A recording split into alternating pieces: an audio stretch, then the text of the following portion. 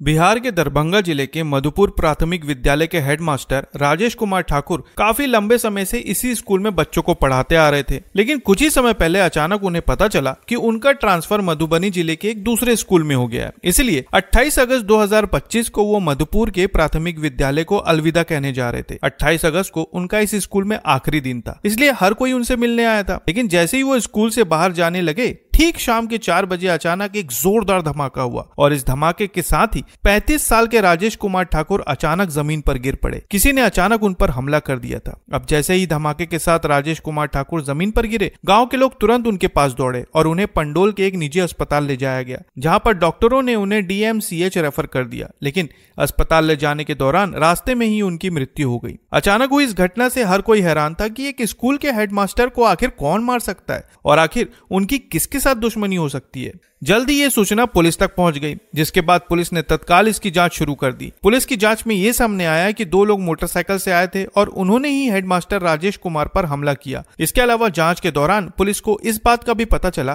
कि इस घटना से ठीक पहले राजेश कुमार ठाकुर की मुलाकात अभिलाष और उनकी पत्नी रुक्मणी से हुई थी और इस मुलाकात के बाद ही उन पर अचानक हमला हुआ। इस जानकारी के बाद पुलिस ने अभिलाष और उनकी पत्नी रुक्मणी के बारे में जानकारी इकट्ठा करना शुरू किया और इसके बाद शक के आधार पर पुलिस ने अभिलाष और रुक्मणी को हिरासत में लिया और उनसे पूछताछ शुरू की। और फिर इस घटना की एक ऐसी कहानी बाहर आई जिसने सभी को चौंका कर रख दिया। मीडिया सूत्रों के अनुसार पता चला कि आज से करीब 7 से 8 साल पहले अभिलाष और रुक्मणी की धूमधाम से शादी हुई थी। इस रिश्ते से पूरा परिवार बेहद खुश था। अभिलाष अपने गांव में बिजली मिस्त्री का काम किया करता था, लेकिन शादी के बाद उसकी जिम्मेदारी बढ़ गई थी और इसलिए उसने सोचा कि वो अब अपनी पत्नी को पढ़ाएगा और किसी भी तरह से उसकी सरकारी नौकरी लगवाएगा। इसी सपने को पूरा करने के लिए उसने अपनी पत्नी को इंटरमीडिएट से लेकर DLED तक की पढ़ाई करवाई और पढ़ाई पूरी होने के बाद जैसे ही BPSC की भर्ती निकली, रुक्मणी ने उस एग्जाम को पास कर लिया और प्राथमिक स्कूल की टीचर बन गई। लेकिन जिस दिन रुक्मणी की ज्वाइनिंग थी, उसी दिन राजेश कुमार ठाकुर ने भी स्कूल ज्वाइन किया था।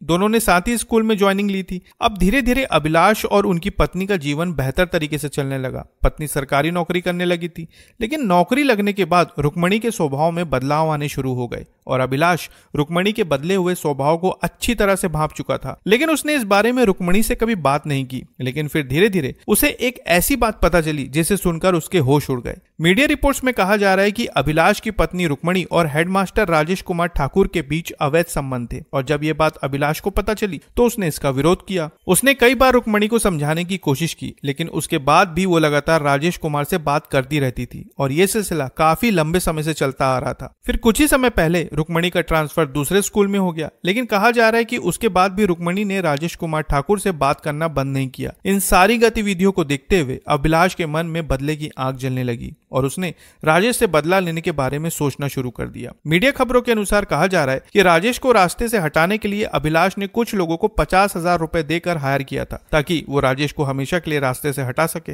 और जब अभिलाष की ये पूरी प्लानिंग चल रही थी, तभी अचानक उसे पता चला कि राजेश कुमार ठाकुर का भी ट्रांसफर दूसरे गांव में हो गया और 28 अगस्त 2025 को स्कूल में उसका आखिरी दिन था। लेकिन उसी दिन अभिलाष की पत्नी रुक्मणी राजेश से मिलने की जिद करने लगी। अभिलाष ने रुक्मणी को कई बार समझाया, लेकिन वो नहीं मानी और तब जाकर अभिलाष रुक्मणी को लेकर सीधा स्कूल पहुंचा और वहां पर इन तीनों के बीच बातचीत शुरू हुई। लेकिन कहा जा रहा है कि रुक्मणी को स्कूल ले जाने से पहले अभिलाष ने हमलावरों को राजेश के ठिकाने के बारे में सब कुछ बता दिया था और कहा कि उस पर हमला करने के लिए तैयार हो जाओ। हालांकि अभिलाष लंबे समय से राजेश कुमार ठाकुर की रेकी करता आ रहा था और उसे राजेश की हर गतिविधि के बारे में पता था। अब 28 अगस्त को जैसे ही राजेश से मिलने के बाद अभिलाष और रुक्मणी वहां से निकले, हमलावरों ने उसी वक्त राजेश पर हमला कर दिया, जिसकी वजह से उसकी सांसें हमेशा के लिए थम गई। खबरों में यह बात भी सामने आई है कि रुक्मणी राजेश के ऊपर शादी का दबाव बना रही थी। वो अपने पति अभिलाष के साथ नहीं रहना चाहती थी और इसी बात को लेकर अभिलाष बेहद गुस्से में था। फिलहाल इस पूरे मामले की जांच पुलिस कर रही है और जल्द ही इस मामले में और कई नए राज खुल सकते हैं। इस मामले में अभिलाष और उनकी पत्नी रुक्मणी को संबंधित धाराओं के तहत न्यायिक हिरासत में भेज दिया गया है और पुलिस अपनी आगे की जांच में जुट गई है। साथ ही ये भी कहा जा रहा है कि हमलावर अभी फरार है और उनकी तलाश जारी है। तो साथियों, ये थी बिहार के दरभंगा जिले की वो सनसनीखेज घटना जहां अवैध संबंधों की वजह से एक और जान चली गई। इस मामले पर आप क्या कहना चाहेंगे कमेंट बॉक्स में जरूर बताएं और नई खबरों के लिए चैनल को सब्सक्राइब करना ना भूलें। फिर मिलते हैं एक नई खबर के साथ, तब तक के लिए आपका बहुत बहुत धन्यवाद।